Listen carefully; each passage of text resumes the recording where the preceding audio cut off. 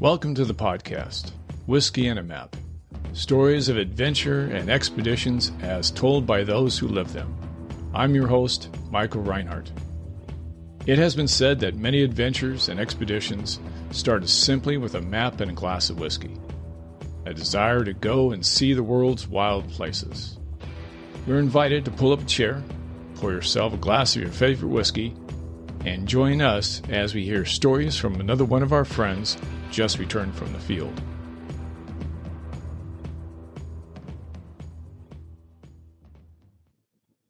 So that was our limit. So we took off and started upriver. And at this point, it's the same thing. We're marching mostly in the river, sometimes on the riverbank if it's cleared. But now the canyon walls are closing in on us. The ravines is getting smaller, and the walls of the ravine are getting taller and steeper on the sides. So as we're going up, the river is getting smaller and smaller. We're beyond a point where we could raft. In fact, that's why we left our rafts, our kayaks, and inflatable kayaks, because now the stream, at some places it's wide and deep, but in other places it's narrow and it's just a little waterfall. We're passing waterfalls one after the other, climbing up them. And so we're going on for the next 2 or 3 days, camping actually in the canyon because there's no way to climb out to find a place that we can set up our tents. So that's a danger in itself. And in fact, the native that we're with is terrified because he's never been in canyons like this. He's from the lowland Amazon basin. But he does know that if we ever had a flash flood, it would just take us with it, even the rains that we had before. But we're lucky and there's nothing else we could do. So I think the third day or fourth day, and we're just continuing, we're trying, there's no place to hunt. We have rock walls on the sides of us. Many times we're trying, when there's waterfalls or pools that have no bank on the side, we're having to actually scale the rock walls and then shimmy along narrow ledges to get past those places. A couple of times we've fallen and slid down and had to swim back to a place we could try it again. There was one point that was kind of funny in a not funny way. So Eddie, Little Bird, myself, the other guy's name was Marshall, the guy that funded the program, an American guy. He was a bull of a guy, but very short, but this muscle-bound guy. We're continually having to cross the river from one side to the other because get too deep on one side and we have to cross to the other where it's shallower or there's a bank on the other side. So we're continually crossing back and forth across the river. And in one place, and the river's getting swifter and swifter and narrower and narrower. And there's one place where we had to cross where it's maybe waist high on me, almost chest high on me, but super swift. And so we cut some staffs down that we could stick in the water to try to hold us. And below us is a number of waterfalls that we've been able to scale to get around. So as we're crossing, this happened more than once, but I remember this particular time. As we're crossing, we're holding these sticks jammed in the rocks to try to hold us until we got across. Eddie Littlebird, he was able to get across. I got across. And then Marshall, being shorter than us, almost made it. And then he was swept away in the swift, rapid water, which maybe isn't so bad, except the packs that we're carrying are dry bags. A dry bag is what you carry in a raft that keeps things dry. You put your gear in it, and then you cinch the top in an airtight seal, and then it actually is airtight. And the ones that we had straps on. They had a waist strap to clip to you so you carry most of the weight on your waist, and then a chest strap so it wouldn't fall off you. So you're tied in there really good. Well, that's great, except when you fall in the river, now you've got a life preserver on your back that's forcing you to float face down in the river. And you're being swept down the river, which is what happened to Marshall. And the funny part was he was was forcing it was like you're having a inflatable inner tube on your back, forcing his face to be underwater all the time. He's being, shot down this river. And all the time he's trying to dog paddle on one side to get his head out of the water, which he couldn't do. It was funny in retrospect, but then it could have been his life. So I jumped down the other side and I ran down. He was finally, after 150 feet, able to get to a shallow area to pull himself out. And I must say I was laughing, but it was probably out of hysteria more than humor, because it was a very dangerous point. But we had several times that we laughed at ourselves almost die, I got to have that gallows humor. Yeah. I bet that you're an accomplished climber, and both technically and mountaineering. So I imagine that came in pretty handy right about now. But yeah, I had some expertise, and it paid off in many, many times during the expedition. So you're making your way up this, what's now becoming a canyon, mm-hmm. to still in search of the source. Yeah. So what happens next? Well, one thing I should probably insert there that I think is so important on expeditions like this, and that's to have a sense of humor. The worst parts, life-threatening parts of an expedition like this, a time where you could say, this is the end, we have to turn around, can be changed with a little humor, and even those dangerous times, we're joking about it. We knew how dangerous those things were, but a little humor, not to diminish what the danger was, but to just put you in a frame of mind like, we're doing what we love, and we'll take that chance and go for it. It made a lot of difference. But anyway, we are at this place where the river is narrowing. It's getting very narrow in places now. We're starving. We're at a place where we probably should have turned around because we didn't know how long it would take to get out, but we're pushing it. And now we're at the final day, where we're in a place where the canyon is so narrow that if there's any high water come from any kind of rains, there's no way that we can stay close to the river. And actually, there's no place that's flat that we can do it. So we spent part of that day looking for a place above the water where we could plan our camp. And miraculously, we found a place where the escarpment above us, the kind of cliff above us, there was a place where a big chunk had fallen eons ago and made kind of a stairways, kind of a step of rock blocks that came up maybe about 80 feet above the water, maybe not, maybe 50 or 60 feet above the water. And on top of that, there were some small palms growing and a semi-flat area that was about maybe 5 feet by 8 feet. And we were able to climb up that and take our machetes out. And all this time we're using machetes, by the way. And we were able to cut a kind of a flat area it's not flat, as far as what we're on, but big enough where we can erect a tent or an awning anyway. We had an awning that we were sleeping underneath. And then we stuffed some of the stuff that we had chopped down to make it kind of flat. And we slept there that night. And so we knew this was the end. We had one more day, we could try it. The river was getting very narrow at this point and just trickles in some places. And so we thought this was it. Now, this was a place that Eddie Littlebird was in awe of, but now he was kind of terrified of, the place of the old ones, as he called it, this mysterious place where his ancestors came from. So he decided to stay there. So we left him there, and we said, try to keep a fire going here, especially at night. We don't know how long it's going to take us the next day, but we're just going to go one more day. And that's it for us. If we make it, fine. If we don't, we're fine. We've done the best we could. So remember telling him to make sure you keep a fire going.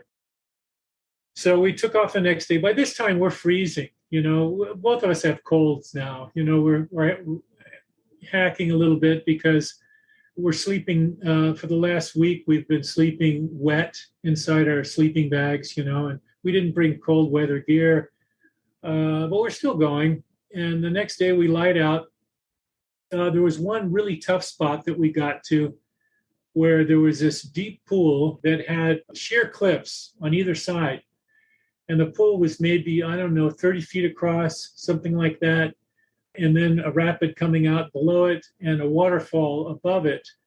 And there was no way we could scale these sheer walls. To get past it, we would have had backtrack, maybe a quarter mile and then try to get up above it. And there's no way we could do this on this last day. We were beyond that. We were emaciated, we were starving, we were tired, but we had a little tiny bit of food that we thought we could make it back to our base camp. And hopefully then we didn't know how many weeks it would take to get out. So we just took a shot. We jumped in the pool and kept trying to swim to get over to the waterfall. But we kept getting pushed downstream because the water was the stream was too rapid. But finally, we found these little cracks in the side of the wall that we were able to cling to, stick our fingers in. It was pretty much smooth, but we were able to pull ourselves until we got to an eddy right by the waterfall. And then miraculously, we found these hidden holds behind the waterfall itself, and we were able to walk up the waterfall about 20 feet until we got to a ledge that we could get off the side, and then we continued up. And if we hadn't found that, we never would have made it. It was amazing. But it seemed like there were these miraculous hidden, I don't know what the word for it, but we were able to find these miraculous ways to solve our situations. We were able to find these miraculous solutions that enabled us to get back these places that we thought were the end of the expedition. So anyway, we continued on. It got narrower and narrower, and finally, it was only a foot or two wide. We continued up that, and we got to a damp spot where it was just barely coming out in a spring in this spot, and we knew we'd found the source. To us, it was this miraculous place that we celebrated the best we could. We had a drink from this pure stream, pure creek, spring water, but it was just a dirty, filthy spot in the in the rainforest. But we hugged each other and we took a swig and then turned around, because at this point we decided we were going to turn around at 1 p.m. That would give us enough time to get back before dark. And in the rainforest, especially near the equator where we are, it's 6 o'clock, the sun's up. It's 6 o'clock, the sun's down, or very close to it. And there's really no dust. Before you descend, you're standing out there at the spring that's the source. If we were standing next to you and we were looking around, what would we see? So the source was not miraculously beautiful spot to anybody else except for ourselves, I think. We were just on a slope, kind of a rocky slope. There was foliage all around. There was just a little bit of water that was seeping out of the ground in this one spot. You couldn't see very far. It was very nondescript. It was nothing beautiful about it, except, of course, to us, it was the most beautiful place on the planet. At that point, we knew we were in trouble because we had decided that we were going to turn around at 1 p.m., no matter what, because that would enable us to get back to our camp with Eddie Littlebird that was above the stream by dark. And in the rainforest, especially on the equator, at 6 o'clock, it's light or starting to get light, but at 6 o'clock, it's pitch dark. And there's nothing else. It's raining now.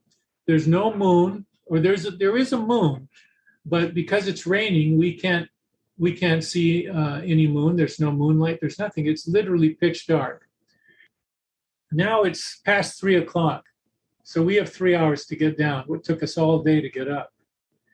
The other problem we had was, even though we had headlamps with batteries, by this time, we brought plenty of batteries for the expedition, but because no matter how watertight you try to keep these, water seepages come, or who knows why. But now our batteries, our headlamps, at this point are lasting about, I think, 1 minute, 1 or 2 minutes, and then they go dead. And then if we leave them for an hour, they regenerate, and we can get maybe 20 seconds of light out of them. So we don't even have light.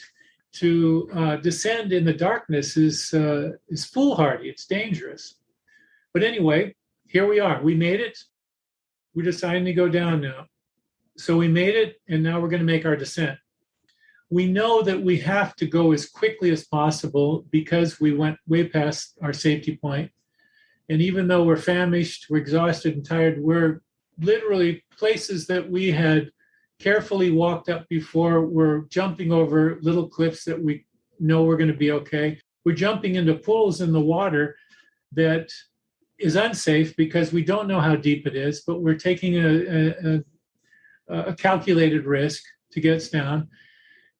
For the most part, we're getting down okay, but there was one point where we were descending this rock wall, coming down this waterfall, and I was able to get it down at okay. And then Marshall behind me, he's descending, and I hear this kind of a little scream and then a gasp and then nothing. And so I climb back up to the spot where he had tried to descend, and it's a rock ledge that we had to climb down, kind of back down. So down climbing foot first, and he had fallen here. And this was a deep V of a wedge of a rock, of a crack in the wall. And somehow he had fallen head first, and he had wedged his body head first into this deep V. And so it had stopped him from his head hitting the bottom of the V crack, but he still was wedged there and he couldn't get out. It was like, he looked kind of like a bug that had been stuck in a crack that was kicking all its legs and arms and couldn't get out, but I was able to drag him out. And after he was fuzzy there for a little bit. And I indeed think he got a concussion, but after that, he woke up and we continued down. Scary moment, though. Yeah, super scary. Could have been the end. But another miraculous thing happened. We finally got down, so we would swim in the river and jump over little cliffs the best we could, getting down as quickly as we can. But we finally got down to where we thought our camp was, but it was pitch dark and we no longer had headlamps that were working. This, I don't know, lucky thing happened. So we're getting down to where we thought our camp was, but we didn't know. We're walking in the stream, and we were at a place where we literally would have passed our camp, and then who knows what would have happened. We would have had to spend the night in the rain, and we were already a little sick, both of us. But I just happened to look up, and I see there was a break in the clouds, and the moon shone just for an instant. And at that very same instant, I see smoke going in front of the moon. Just that. Just an opening in the clouds, the moon, and smoke going past it. And then I knew that somewhere up there was our camp. If those things hadn't aligned perfectly, we would have continued, and who knows how tough it would have been. But we then, feeling our way, climbed up the rock wall to where our camp was, and then spend the night. I would imagine that you were in real danger of becoming very hypothermic. Oh yeah. We both shivered that night, but he had built a little fire, so we were able to warm ourselves. Right, but if you had not found that camp, that could have been a real problem. Oh, absolutely. Who knows what would have happened? But I think things like this happen a lot during serious expeditions, and you just kind of prepared, and you say you have those lucky moments. And they are lucky, but we would have made our way somehow. We would have done something to get by. It would have been serious. I was once asked by a fella who wanted to write a story about some of my expeditions, a ghostwriter. I said that he asked me once, was I ever scared? Did I think I was going to die on one of these expeditions? And I said, of course not. No, of course I did. I prepared for these things. And he became very disinterested after that.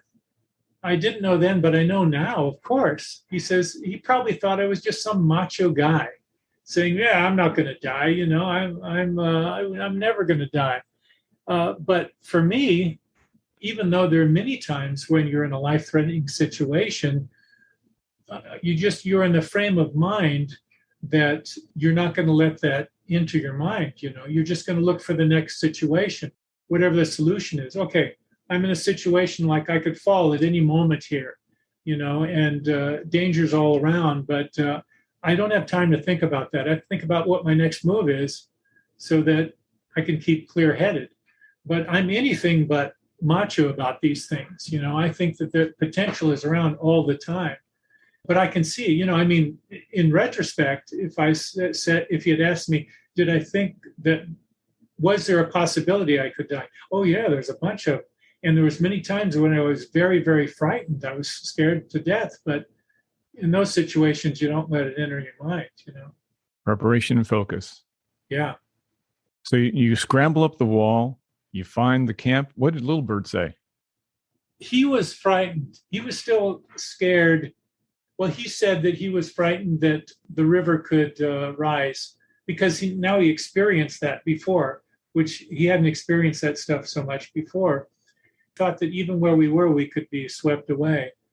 But I asked him about what did he think now about the old ones that he had talked about that were from this area, this kind of mysterious place.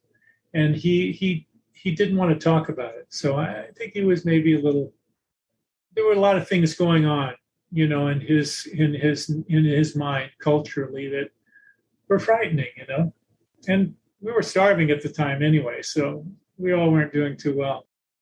So for the next 3 days, I think, anyway, we headed downriver as quickly as we could. Of course, we're always looking for some place that we could gather foods or hunt, fish, but the rivers and rapid, it's raining every day. We're in a deep V canyon. There's no wildlife. We're just kind of walking zombies, especially towards the end there. In fact, there were several times where I'd look over at one of those guys. We stopped for an instant, and they're leaning against a rock, fast asleep.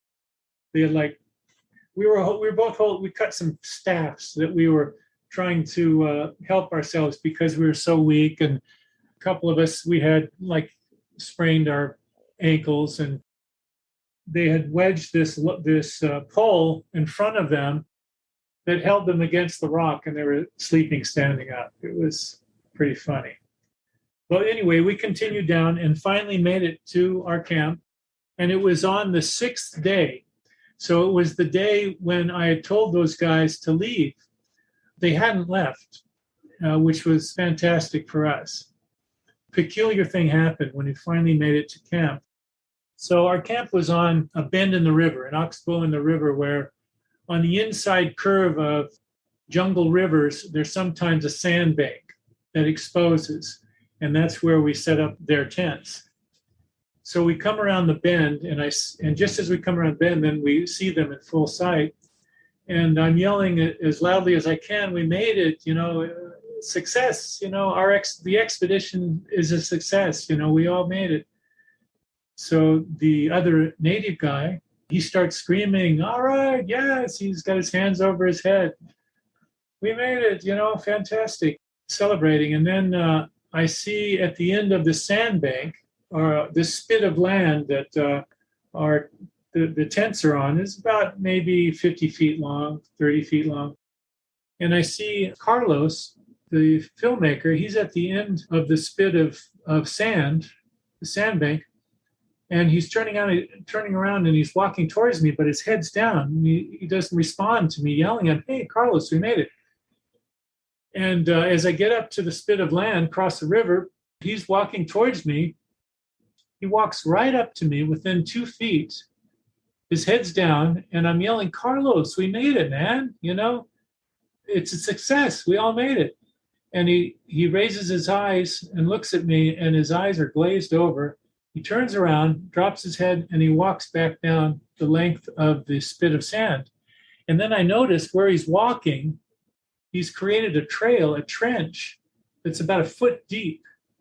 And he walks down to the end, and then he sits down and puts his hand in his head in his hands. Well, I walk down to him and I say, "Carlos, what's going on? How are you?" And after a few minutes, he finally collects his thoughts.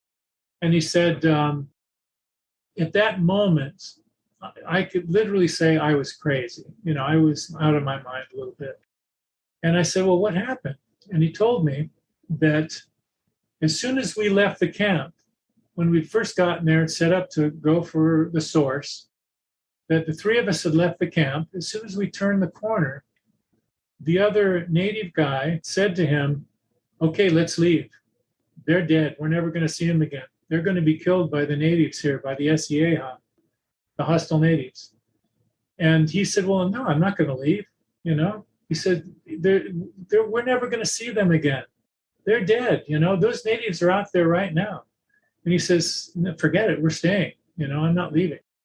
For the next 5 days or whatever it was, 6 days, he said all day long, this native guy would tell him, "We have to leave now. The natives are out there.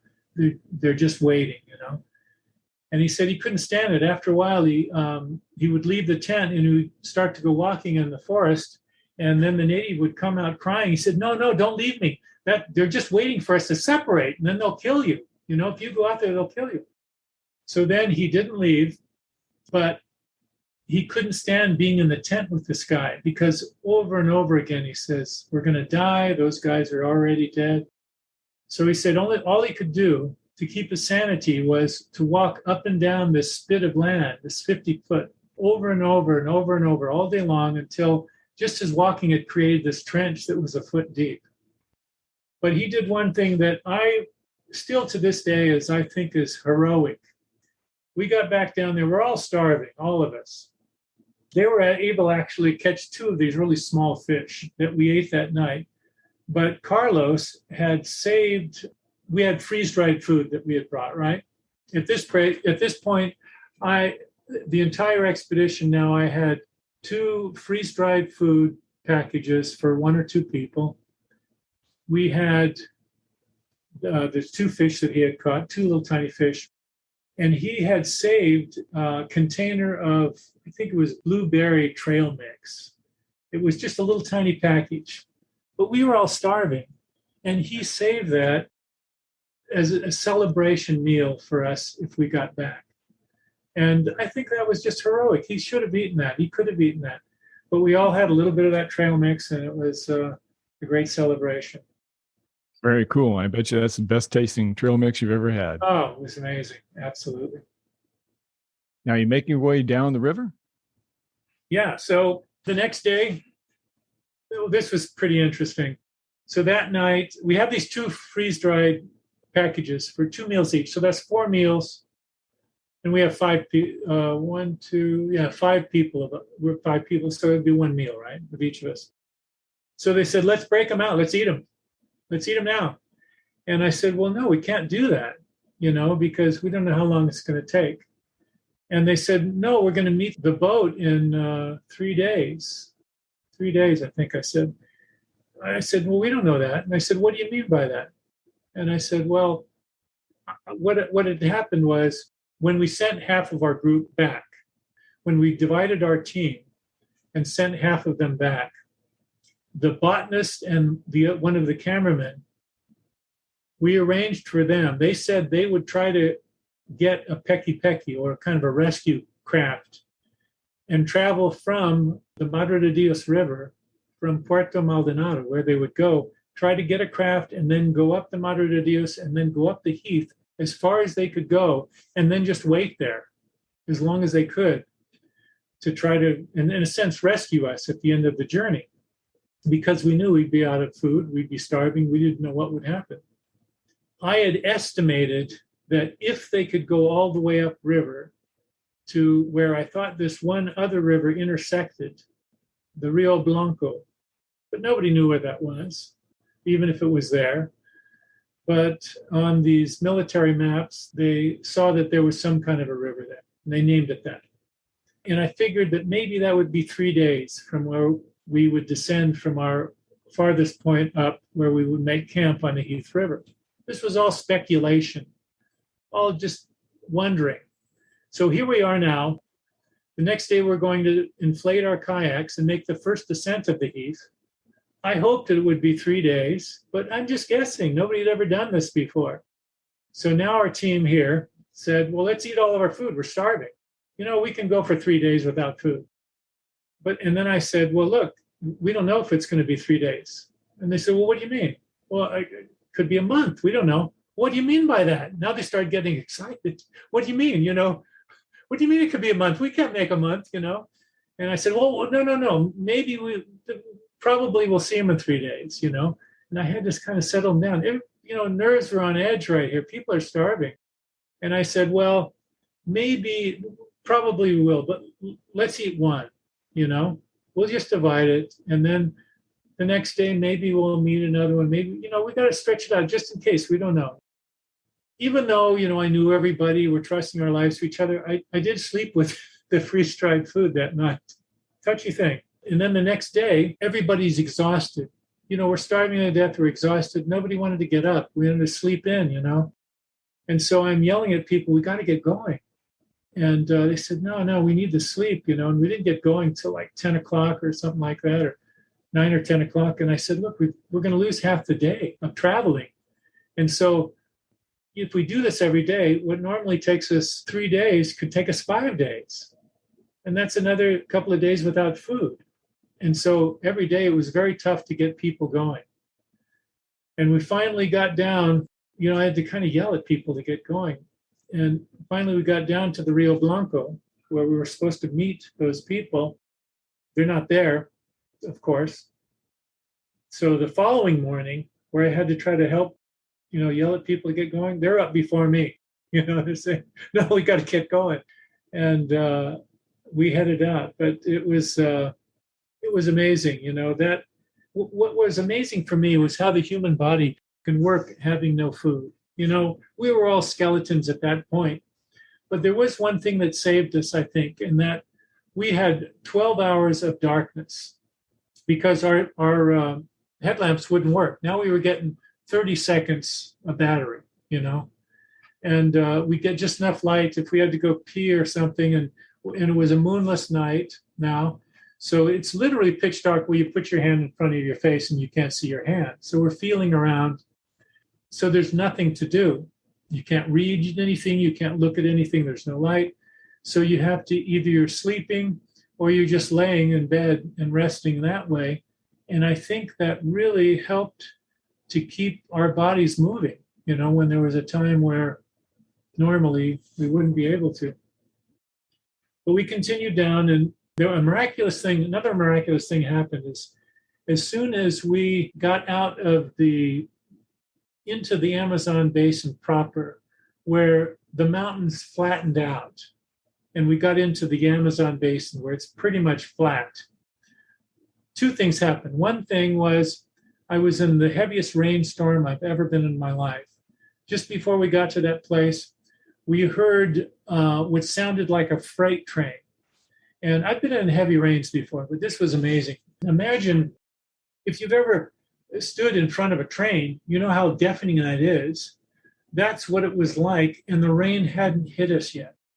The natives, they knew it happened before, as we were just starting to hear a little bit of rumble in the distance. They said, we've got to get up and set up our tents now. Beach our kayaks, set up our tents now, which we did. And we immediately started setting up our tents. And in that, 5 minutes from when they first heard it, we were in a downpour that was like literally a solid sheet of rain falling. Our tents that we set up immediately were being swept away with the rain. We had to dig ditches around our tent to try to keep the rain from pushing them away. I set out a water bottle, which just has a small, like 2-inch opening, right? That filled in seconds. How do drops in a 2-inch opening fill in seconds? It was miraculous. Within half an hour, it was gone again. And then the river was in huge rapids. And we were literally at the point where we were going to try to get in the river immediately, even during the rains, because we could get down the river faster, even though we had to go down some waterfalls. That stopped, and then we packed up our tents because we knew we could continue going, and kept going. The other miraculous thing was, shortly after that, we came into the flatlands, the Amazon basin proper, where we were out of the mountains, out of the steep sections, no more waterfalls. And just at that point, the rain stopped, the clouds parted, and we were in sunshine for the first time in weeks, total sunshine. And immediately we started seeing wildlife everywhere. All the wildlife that we were trying to find before, to hunt, to collect, now it's everywhere. We're seeing howler monkeys over here. We're seeing capuchins. We're seeing spider monkeys. One miraculous thing. We came around a bend in the river, and because we were moving so slowly now, we were in the flats, and because it was a sharp bend in the river, and because we were downwind, we see directly in front of us a jaguar crossing the stream. You know, the stream was only about 3 feet deep, 2 or 3 feet deep, but it's indelibly etched in my mind. You know, you have this intense green of the canopy that is so bright it hurts your eyes, and then this bright yellow, orange, and black cat of this jaguar crossing the river, and we got to within 30 feet of this thing. It was incredible. You know, wouldn't happen in a million times of this situation.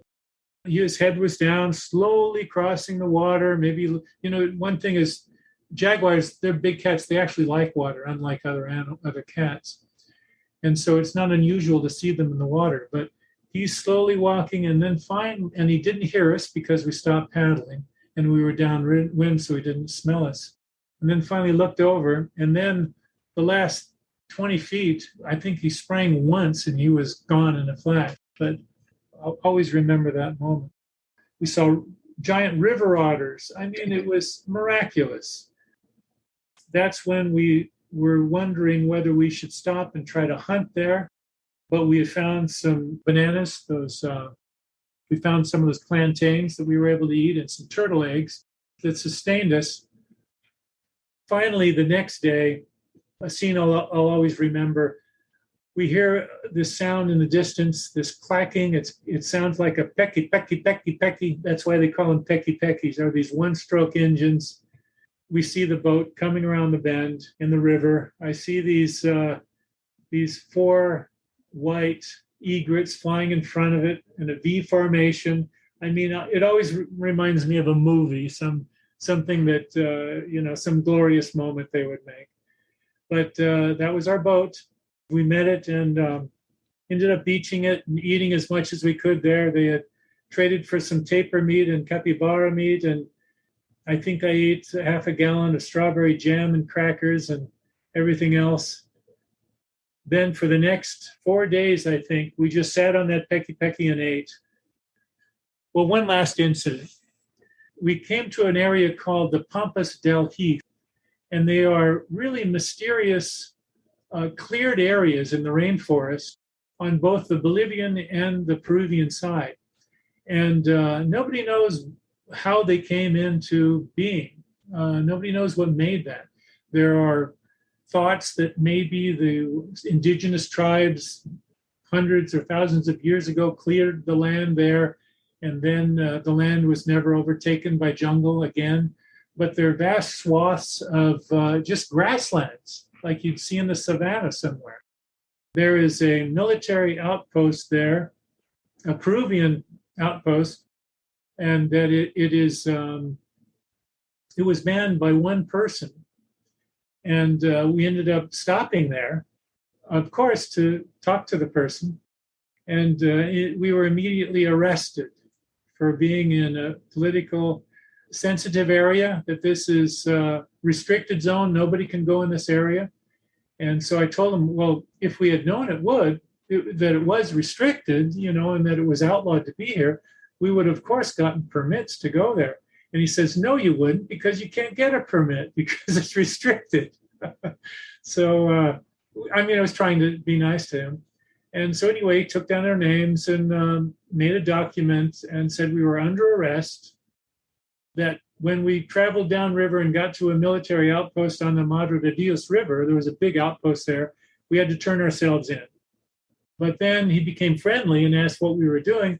I said we made it to the source of the Heath, and he was very interested because he had tried to make an expedition up there, and he had gotten not nearly as far as we were, but he got into a river just below where we had made our crossing, discovered a river and called it the Pongo after his name, and turned out to be a nice guy.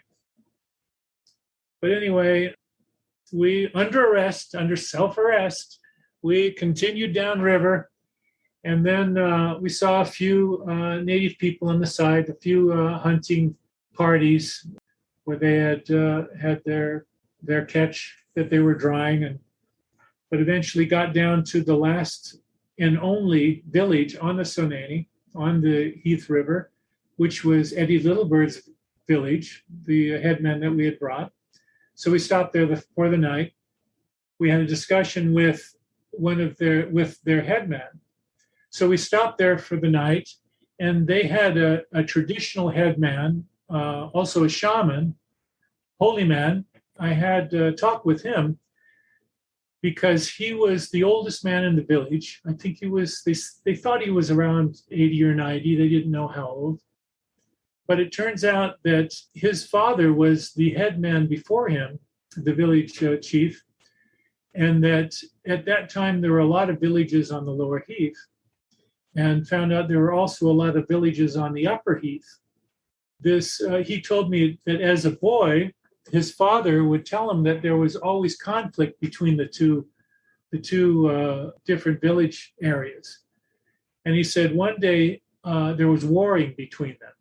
And he said one day his father, the headman, gathered all the villages on the lower Sonani, on the lower Heath. So he told me that his father, the chief before him, the headman, told him that there was always warring between the villages on the upper Heath and the villages on the lower Heath. And he said that one day his father made a war party, gathered all the people, all the warriors from the lower Heath villages, and they went up and attacked all the villages on the upper Heath, the upper Sonani, and they killed every man. And he said that after they killed them, they took their scalps, they cut their hair off, and they put the hair under their armpits, and then they danced all night around a fire. And that way they absorbed all the power, all the energy, all the bravery from the people that they had killed, all the upper Sonani warriors. And he says, after that, we never had a problem with the people from the upper Sonani. And I thought, well, of course, they killed all the men. Of course, they didn't have any problems.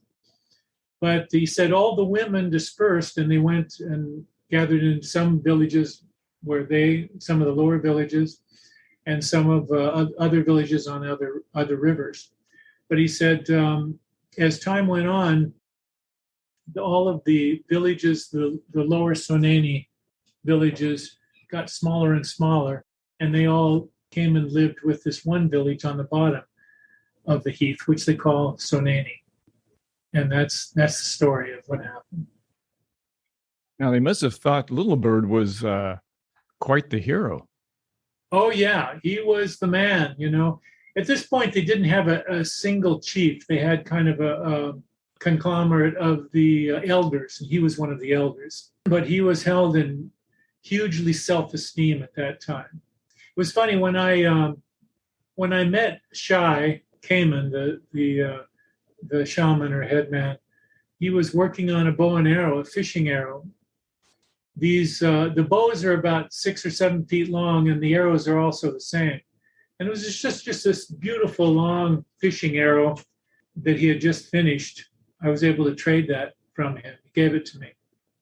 So I have that up on my wall in my house with a bunch of other things. Very cool. Yeah. What lessons do you think you learned from that expedition? I know you shared some of them, but I have to imagine that you are not the same person who came out of that jungle that went in. How did it change you and what did you learn? Yeah, it changed me in a lot of ways. Physically, I learned that my body can do a lot more than I thought it could do.